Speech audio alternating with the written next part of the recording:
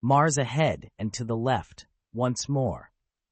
As I uttered the words, Marlin and Randall and Whiteley beside me were gazing to the left with me. "Strange," said Randall. "It all seems almost as when we first went out past Mars. Strangely similar, indeed, did it seem to all of us, the panorama that now again stretched all about us, visible through the racing space flyers' windows, as we sat in the 4 control chairs before them. For ahead and away to the left gleamed again the dull red disk of Mars, farther now from us than on our first trip out, but seeming almost the same. Ahead, too, and close to the right, shone mighty Jupiter, and beyond it, on the left, the yellow spot of Saturn once more, with far beyond it, and straight ahead again, the green little spark of light that was Neptune.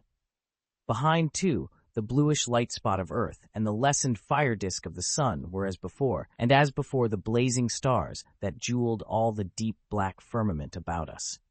But behind our flyer, we could barely see innumerable tiny gleaming points moving forward at the same speed as ourselves through the void, keeping pace with us in regular formation. A great V formation, of which our flyer was the point, and that moved steadily on through space. For those tiny points, extending back and out of sight in the void behind us, were the space flyers of that great fleet of 5,000 space flyers, which our own, the flagship, was leading out through the solar system to Neptune. For 2 days now, we had been flashing with that great fleet behind us from Earth, out toward the solar system's edge on our mighty expedition, and 5 days had passed since we had stood before the World Congress with Marlin rendering to it our report. In those intervening 3 days on Earth, we had been the center of such a whirl of hectic activity as the world had never known before, the whirl of preparations for the start of the colossal fleet. For in those 3 short days, Marlin, with the energies of a world at his bidding, had strained every nerve to complete the last preparations of the great armada of space flyers, which he, with us 3 as his lieutenants, was to lead out on its unprecedented flight to Neptune. The most necessary preparation was the equipping of the 5,000 space flyers with the concentrated force ray weapons used by the Neptunians in their space cylinders, those concentrated rays which, instead of pushing against what they struck, tore through it with driving power.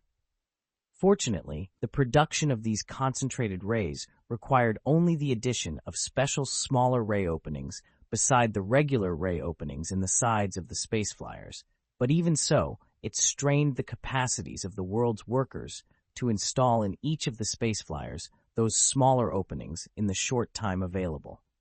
Each of the 5,000 space flyers held a crew of 8, their operators having been trained during our absence as fast as the flyers themselves had been built.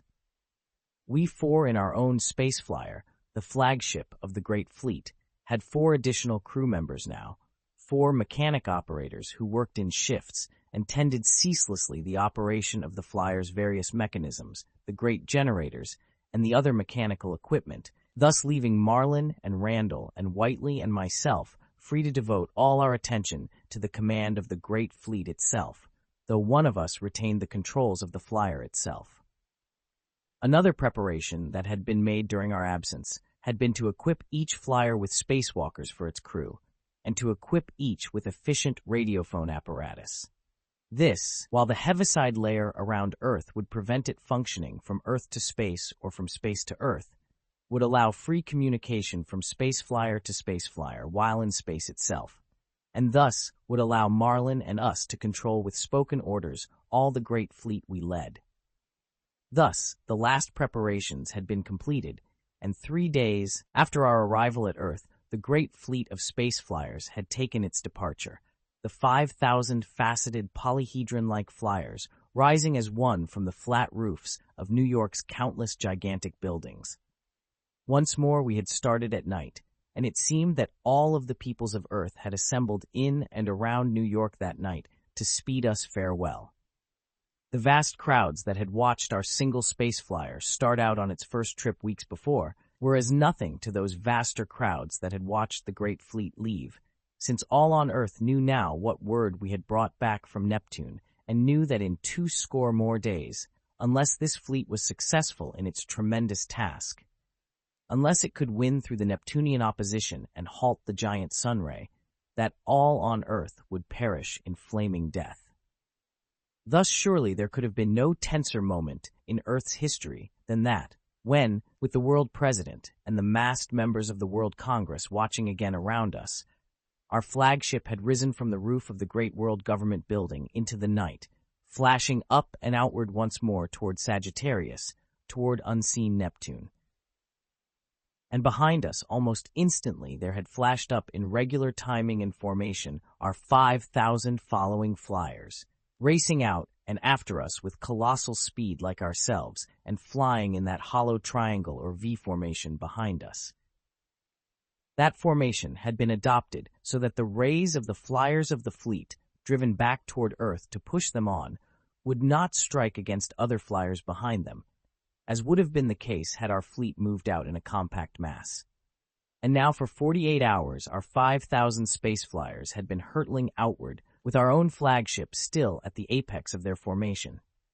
And as we four sat now again in the four control chairs, two of our mechanic operators watching over the generators behind us and the other two asleep in their bunks, we had a somewhat different array of controls before us. Before myself were the controls of the flyer itself, unchanged, with the 6 switches that directed its propulsion force rays from the 6 openings. Marlin, though, to my right, had before him now, as well as his array of astronomical instruments, the black mouthpiece and speaker of the radiophone, as well as a compact array of switch studs by which he could speak to and hear from the various squadron leaders in the great fleet behind us. For convenience in giving orders, the 5,000 flyers of the fleet had been divided into 50 squadrons of 100 space flyers each, and it was to the designated leader of each squadron that Marlin gave his orders, which were then transmitted by that leader to the 100 flyers of his squadron. Before Randall, too, to my left, were new controls, the controls of the concentrated force rays, which were to be our fleet's weapons, even as such rays were the Neptunians also, and with which our flagship had of course been equipped. Those controls were 2 thick metal levers of no great size, with hand grips at their end, one of which controlled by its position the side of the flyer from which the concentrated cleaving ray was shot forth, the other controlling the slant or exact direction at which that ray was emitted. With Randall handling these, our weapons, Whiteley had before him all the space flyers' remaining controls, those of the generators, air replenishers, the various recording dials that were vital to its operation, and other essential things. So that as our throbbing flyer drove on now at the great fleet's head, with Marlin and Randall and Whiteley and myself gazing to the left toward the nearing crimson shield of Mars, we had each before us some vital part of our great fleet's or our flyer's control. Gazing toward Mars's red disk, Marlin broke the silence. "We'll need no side rays this time to hold us out from it," he said, and I nodded. "No, it's far enough from us now, and the speed of our flyers will take them safely past, is taking them past now, but it's the asteroids ahead that I've been thinking of." Marlin somberly shook his head. "There's no help for it, Hunt," he said. "We'll have to lead the fleet straight through the asteroidal belt and trust to chance that as few of our flyers as possible will be struck." The following hours, therefore, were perhaps the most tense and terrible that ever we had experienced. For as we shot on past Mars and through the great belt of whirling asteroids, it was not possible for the 5,000 space flyers of our fleet to maneuver to avoid those asteroids. We must hold straight on in our regular formation, we knew, lest all our flyers crash one into the other. So in that formation we went steadily on through that great zone of death. And hardly had we entered it, Marlin and Randall and Whiteley gazing forth as intensely as myself, then an expanding dark globe loomed suddenly before us, sweeping past us with terrifying closeness, and then as it shot past there came suddenly in the blackness of space behind us a soundless flash of fiery light that flared for a moment and faded. The asteroid, we knew, had struck a flyer close behind us. From ahead and from either side still, as we sped on, other asteroids were rushing, following their complicated orbits as our great fleet's open triangle of space flyers moved through them, and now again and again still behind us came other fiery flashes in quick succession, flashes of flame which each marked the instant destruction of a space flyer and all its occupants. Yet there came no word, no protest from any of the space flyers behind us. All were going steadily forward at unaltered speed and in unaltered formation through the great belt of whirling death. And though, within a few hours, more than a score of our space flyers had been annihilated in white-hot and soundless flashes of fire as they were struck by the hurtling asteroids, the rest had escaped unscathed, and Marlin was giving to them the cheering knowledge that we had won through the asteroidal belt and were out of its whirling death. Thus again Jupiter loomed ahead and to our right, though closer now and greater in apparent size, and again we four were staring toward it in almost as great a wonder as formerly, as its mighty cloud-wrapped disk and attendant 4 big moons loomed closer. By this time, Marlin had transmitted to all the flyers behind us a brief order, and already from each of them, and from our own, a side force ray was shooting toward the gigantic planet to hold us out from its terrific attraction. The V formation in which our 5,000 space flyers flew was so slightly tilted sidewise as to allow the use of side rays by all our flyers, and a side ray of immense power it required indeed to hold each of us out from the mighty monarch of the solar system's planets as we sped past its huge and enigmatic sphere. But still, on and on through the void, our mighty armada of space flyers was racing, on toward the green spark of Neptune that slowly waxed brighter far ahead of us. That little green spot of light held our eyes, even to the exclusion of Saturn's yellow disk, expanding again to the left before us as we shot toward it also, for all our minds were centered upon Neptune and what mighty task it was that awaited us at that great world and its moon, what mighty struggle would be ours. So that it was not until Saturn's disk had expanded almost to moon size before us, surrounded by the great rings and by its whirling moons, that we gave that planet any attention. By this time, for more than 7 days, our huge fleet had been speeding out through the boundless void, out through the solar system, and so it was, as a certain landmark to us, that Saturn appeared as we neared it, the last planet between us and our goal of Neptune. With our great fleet close behind, as we drew abreast of the huge planet's mighty sphere and colossal rings, it was intently enough that we four gathered again in the control chairs of our flyer and gazed toward it. "The most dangerous planet in the solar system, Saturn," said Marlin, as we looked toward the huge world from which our side rays now were holding us. "It was death almost for us before when we ventured too close in passing it." "Well, we're safe enough from it this time," Whiteley commented, "for since then it's moved farther to the left, is farther away from us, with no danger to us now of chance meteors from its rings." "Yes, we're safe enough from it now," Marlin admitted, "yet at the same time—" Before Marlin could finish the words, they were interrupted by a thing that chills my blood to remember even now. One moment he was speaking beside us, our space flyer flashing steadily on at its tremendous speed at the head of its great triangle fleet, past huge Saturn to the left. The next moment, there was a terrific whirling around us of our space flyer's walls. It spun for an instant with tremendous speed in space, and at the same moment then was being driven with colossal speed in a direction at right angles to that in which we had been moving, was being shot through the void toward the mighty sphere and rings and moons of huge Saturn. And even as in that awful moment it drove with sickening speed, with an acceleration terrible toward Saturn, all its forward progress suddenly halted, reeling blindly and at unthinkable velocity toward the huge planet. I looked through the windows and saw whirling about us the thousands of space flyers of our mighty fleet bunched in a great irregular mass with us, and hurtling through the void at the same tremendous speed toward great Saturn as ourselves. "Saturn!" cried Randall hoarsely as we whirled in that mad moment. "The controls, Hunt, were being shot in toward it." "The controls don't answer," I shouted, my hands frantically flashing over them. "Something's driving us into Saturn. Our rays can't hold us out. The Neptunians, they're behind us, those great cylinders, they're pushing all our fleet into Saturn to death." As Whiteley voiced that last mad cry, we glanced back through the windows of the flyer, even as they whirled about us, even as our flyer and all the thousands of space flyers of our great fleet whirled madly in toward huge Saturn looming ahead,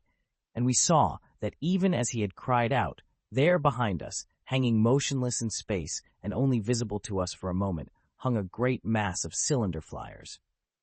Half our own great fleet in number they seemed, those massed Neptunian cylinders, and midmost among them were a score of greater cylinders of immense size, far larger than any of the others, that were grouped closely together, and from openings in which there was coming toward us a pale force ray of immense size,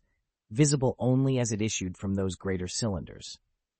And that ray it was, as was plain even in that instant, that was pushing our fleet with colossal power in toward its death in great Saturn's maze of rings and moons.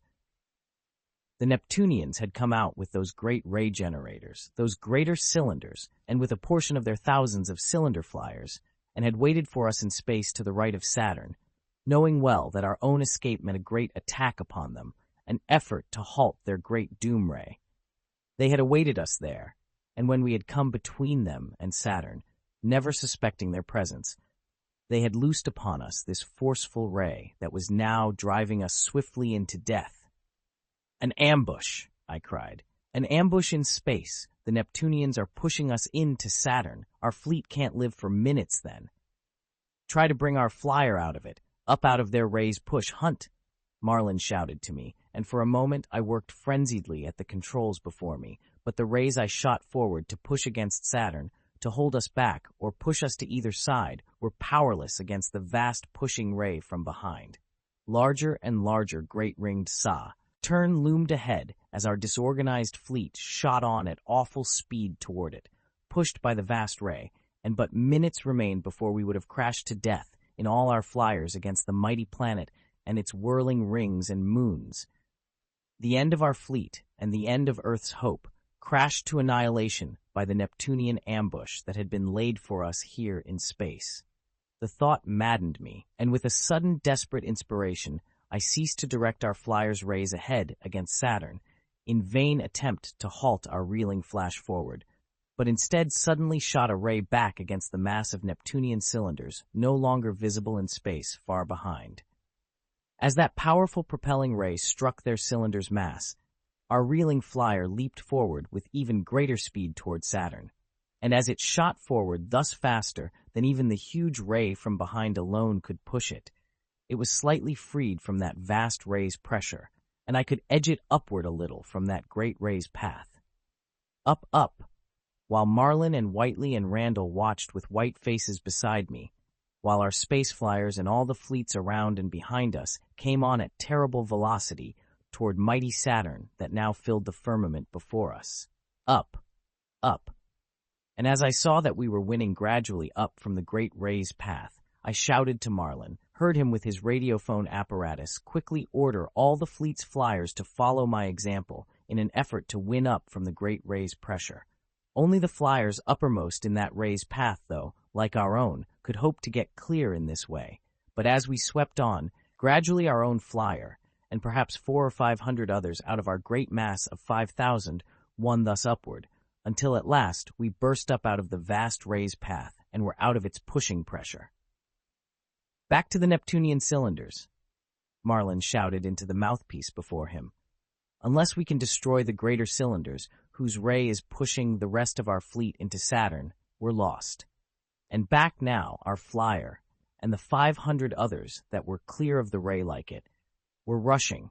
back away from Saturn, while the remaining thousands of space flyers of our fleet, unable to get clear in that way of the vast ray's pressure, were being driven on by it with terrific speed and power toward annihilation against Saturn. We must destroy the greater cylinders that were sending forth that ray, we knew, before the mass of our fleet crashed into Saturn, and so our 500 space flyers, our own flagship at their head, went fast, almost as light through the black gloom of space, back toward the 2,000 or more Neptunian cylinder flyers that were massed around those greater cylinders that were our object. Upward and backward we flashed, until in another moment it seemed that great mass of cylinder flyers loomed before and beneath us in space, the score or more of greater cylinders that were pushing with their huge ray our fleet to doom. Before ever the Neptunians in those cylinders could see us, we had rushed back high above them, and then, as Marlin gave a single order through the mouthpiece before him, Our 500 faceted space flyers were diving through space upon that Neptunian mass of motionless cylinders. Down like light we flashed upon them through the black gloom of space, and a wild exhilaration thrilled me through in that moment as we flew downward. The immense blackness of empty space around us, the far fiery disk of the sun, and the bright sparks of Jupiter and Neptune burning inward and outward from us, the vast ringed sphere of Saturn behind us, these seemed to spin slowly around our flyer, as with its fellows it dove down through the sheer darkness of the void toward the unsuspecting Neptunian cylinders below. Marlin was gripping the control board's edge, staring downward with the radiophone mouthpiece close before him, Whiteley at the other side gazing down with his calm eyes ablaze for once, while Randall grasped tightly, with his face set and stone-like, the two levers of our concentrated force ray weapon, and while with my own hands I held the controls of the flyer's propulsion rays and sent it swooping down out of the upper void now upon the Neptunians, even as the hundreds of our flyers around us swooped. Then, as those cylinders loomed greater close beneath us, Randall had swung sharply, the levers in his hands, and as he did so there had emerged from our space flyer, and from all those about us, ray upon ray of concentrated, terrible force, slender and pencil-like rays of pale force that crashed down with awful cleaving power through the massed cylinders beneath. I saw in that whirling instant score upon score of the cylinders below, cloven through by those terrific slicing rays, saw a full half of the score of greater cylinders that had been our chief target break up into great fragments as our rays swept through them. For that moment it seemed that below us unharmed and wrecked cylinders were merged together in a wildly confused mass. Fragments of wreckage and disc-bodied Neptunians, slain instantly by the cold of space, and unharmed cylinders whirling together there in a great mass beneath us. In that instant we had stayed our downward rush, almost upon that great mass, had with a repelling ray shot our flyers over and beyond it, and then, as we whirled upward once more, as Marlin again uttered a hoarse, swift command, we were leaping back toward the great mass of the Neptunians, leaping back with all in our flyer, shouting now, as we drove toward the remaining greater cylinders to destroy them also. But now, as we shot toward them, the Neptunians had rallied from the first surprise of our crashing attack down upon them, and before we could again swoop down upon them, their unharmed cylinder flyers, still more than 2,000 in number, had separated themselves from the confused wreckage of those we had destroyed and were driving boldly up toward us, to meet us. In another instant, they would have overwhelmed us, would have wiped us from the void with their great mass crashing over our own, their concentrated rays directed toward us. But before they could come closer, Marlin had given an order, and from our own racing flyers, there had shot out toward the on-racing Neptunian cylinder flyers propulsion rays that in an instant had pushed us back from their onrushing fleet, back through a great gulf of space in an instant. Before they could comprehend the maneuver, another order had sounded, and we were again leaping forward, this time on a lower level, leaping toward the half-score greater cylinders that still remained motionless where first they had been, their combined great ray still pushing our fleet onto Saturn. The cylinder flyers above, their occupants seeing our object, darted down like falling meteors to prevent us, but were an instant too late. Before they could do so, our concentrated rays had cloven through the half-score greater cylinders and had annihilated them, their combined great ray ceasing instantly. "The greater cylinders are all destroyed," Whiteley was saying. "We've saved our fleet from death against Saturn, at least." "Back toward Saturn, toward the fleet," Marlin shouted. "We're outnumbered 5-1 by these Neptunian cylinders." For even as he cried out, the 2,000 or more Neptunian cylinder flyers, too late to save their greater cylinders, but made more fierce by the sight of their destruction, were diving down from above, with all their concentrated weapon rays toward us. Against those outnumbering cylinders, our own few hundred flyers had no chance, and even as the Neptunians whirled down on us, as Marlin shouted his order, our space flyers were going on toward Saturn, the Neptunians leveling out instantly and raging through the void after us in close pursuit. On we shot, their questing weapon rays taking toll now of our rearmost flyers, And though Saturn was again filling the armament before us with his mighty cloudy yellow disk, his colossal whirling rings and circling maze of moons, there was no sign of our fleet's main body ahead. Had we destroyed the greater cylinders too late? Had their combined great ray pushed our fleet into death against Saturn before we could save it? It seemed so in that tense moment, and then, close ahead, there loomed in black relief against Saturn's mighty heaven-filling disk a great swarm of black dots that were whirling toward us. The fleet! As I cried the words, Marlin was giving swift orders through the mouthpiece before him, and then even as our own few hundred flyers suddenly slowed their speed and halted, the great swarm of dots ahead had rushed up beside and around us, had taken form around us as the thousands of space flyers of our great fleet, falling instantly into their regular formation and confronting thus the Neptunian cylinders that had been so hotly pursuing us. Those Neptunians were too late to halt their cylinder flyers as we faced them, thus so suddenly in force, our 5,000 flyers opposed to theirs, hardly half our number. But they swerved as they saw us, swerved upward and attempted to race above us, raking us with their weapon rays of concentrated force. Before they could do so, however, Marlin had uttered another order, and our fleet had shot up to meet them, so that in the next moment, Earth and Neptunian craft had rushed together in their two respective fleets, there beside mighty Saturn.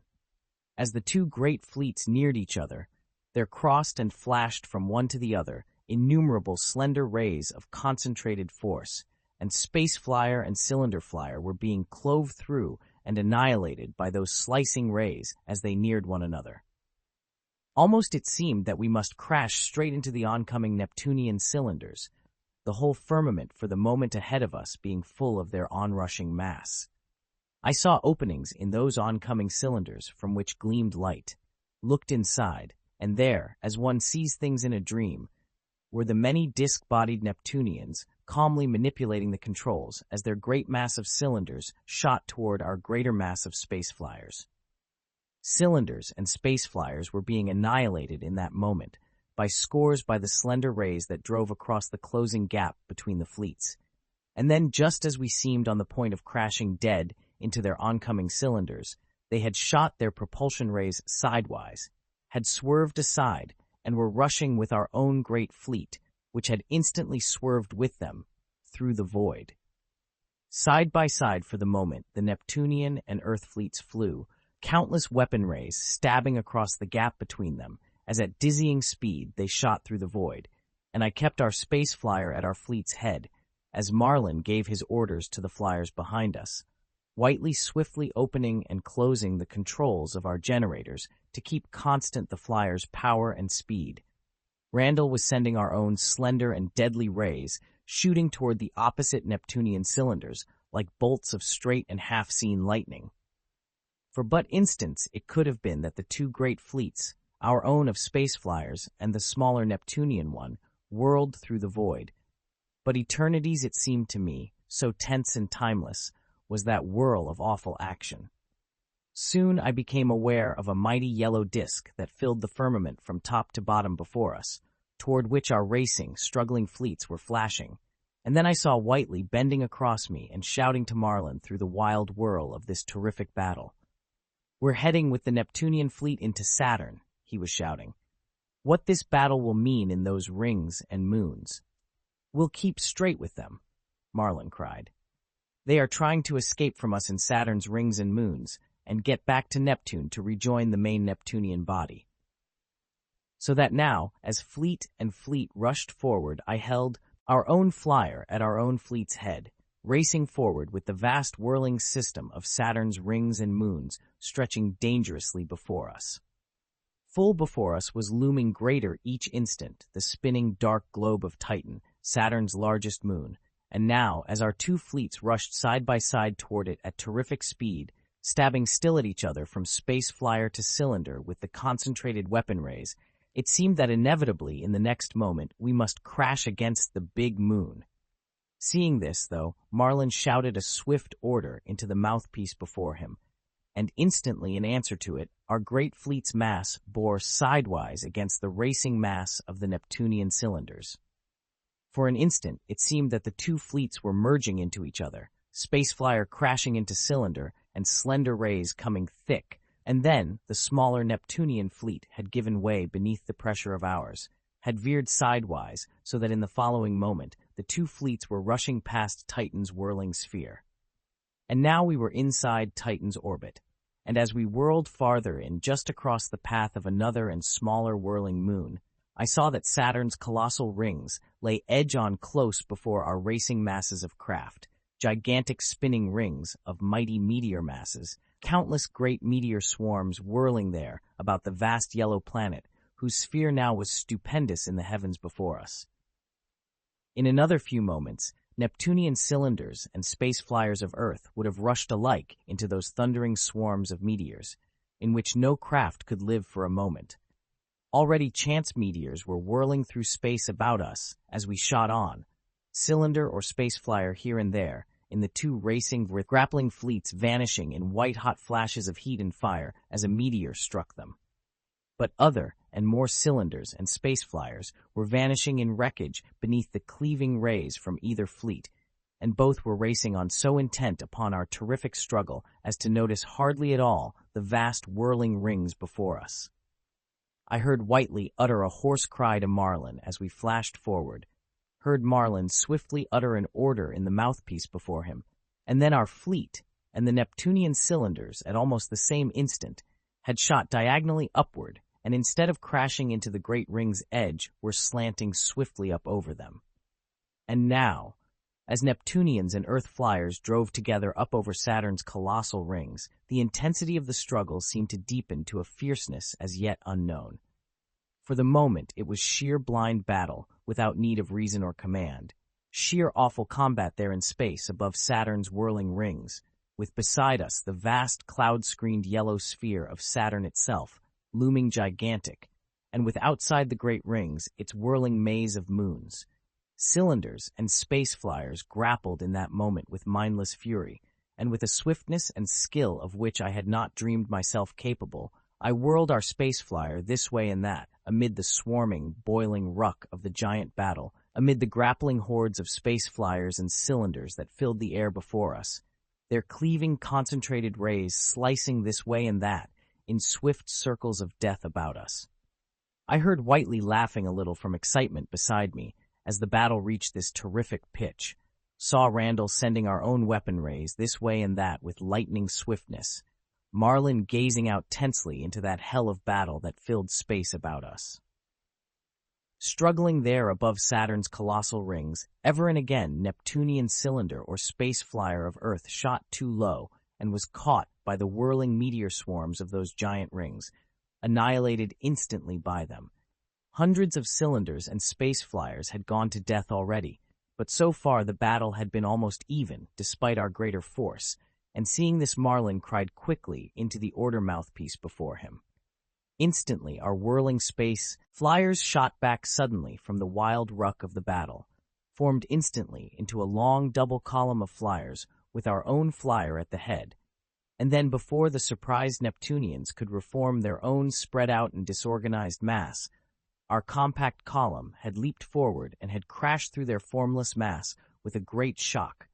flyers and cylinders perishing in scores in that reeling crash. And then our double column had divided, pushing out to either side, and thus splitting and separating the Neptunian mass of cylinders, and thus separated and inferior to us in numbers, we were in the next moment leaping upon them there above Saturn's rings, and sending their cylinders into wrecked fragments by the hundreds with our whirling rays. Fiercely their own rays came back upon us, as they faced us, and then they seemed to waver, to hesitate. And before we could sense their intention, their remaining cylinders, depleted by scores each moment now, and numbering no more than 1,500, had dropped downward almost to the giant whirling rings, had formed into a swift massed formation there,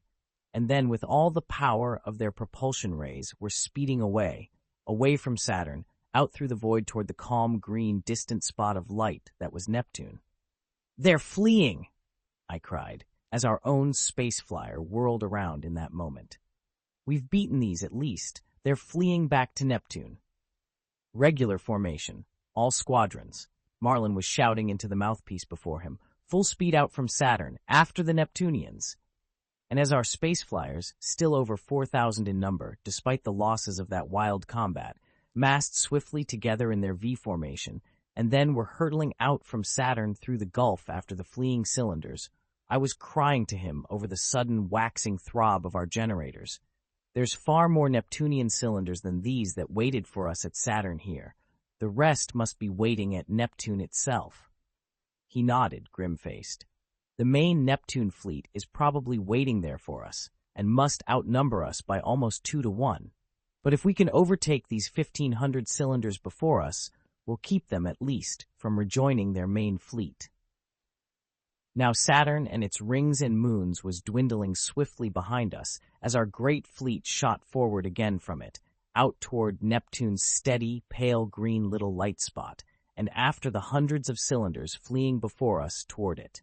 With an acceleration that never before had we dared to risk, did we leap forward through the void now,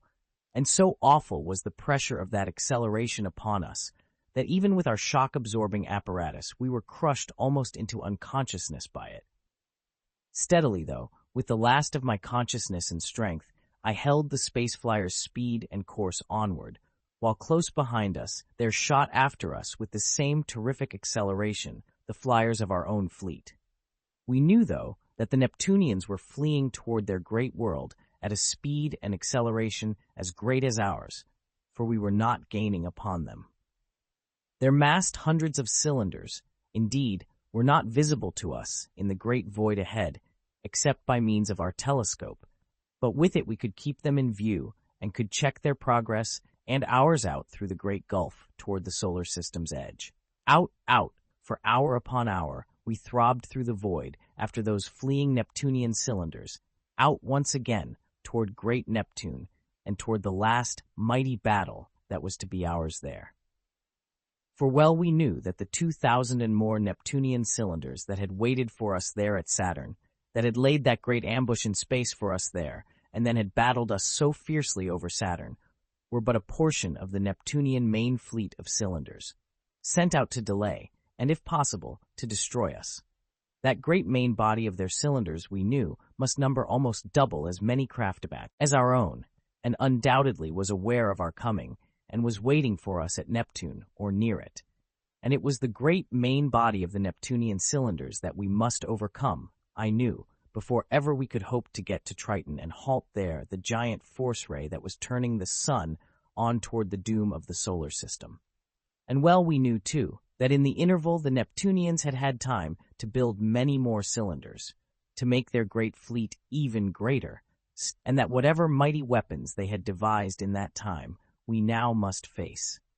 So that as our great fleet of space flyers, holding to its regular formation, flashed on and on and on through the great gulf of space, on out through the outer vast reaches of the solar system toward its outermost planet, our every effort was bent upon overtaking the fleeing Neptunians before us and annihilating them before they could rejoin the main body.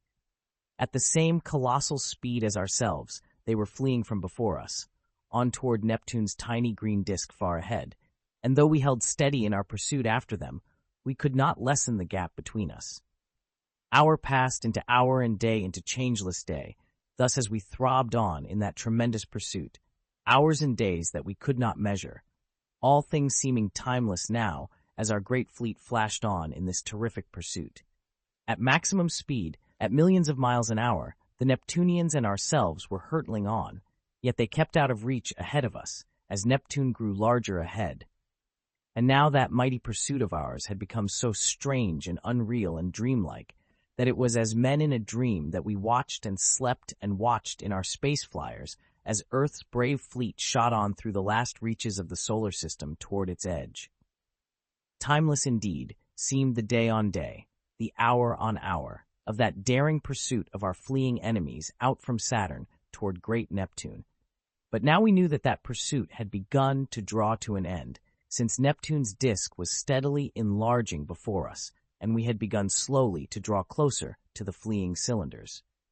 Closer and closer our fleet, our own foremost space flyer, was coming to those fleeing 1,500 cylinders, and the interval of hours and days of pursuit out from the wild combat at Saturn seemed as though it had not existed. So tense once more we became as we drew nearer to the Neptunians before us. At last, with Neptune's pale green disk and the bright little spot of Triton above and behind it, within hours of us, we had come so close to the fleeing cylinders that their mass, hurtling on in a cone-like formation, was clearly visible to our unaided eyes in the void ahead. And by this time, in every space flyer of our onrushing fleet, its occupants were waiting impatiently for the moment when we would be near enough to loose our concentrated weapon rays on the fleeing craft ahead. "We'll overtake them before they reach Neptune," Marlin declared, gazing intently ahead toward the gleaming points that were the fleeing cylinders far ahead. "Within hours now, we'll be up to them." "Well enough for us that we can do so too," Whiteley commented. "For if they rejoined their main body, the odds against us might be overpowering."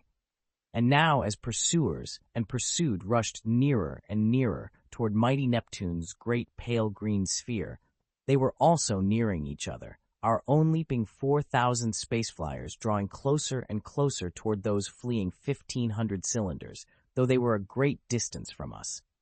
Beside me, Randall's hands were resting on the weapon ray controls, and as we came closer, still to the fleeing Neptunians, I saw Marlin leaning toward the mouthpiece, preparing to give his order to the great fleet behind us. Closer, closer. We could clearly make out now the massed fleeing cylinders far in the void ahead, already almost within accurate ray range, a swarm of black dots against Neptune's cloudy green disk ahead. And as we came through, close, Marlin leaned to voice his order, to spread the space flyers of our fleet into a broad firing formation and send their rays stabbing ahead.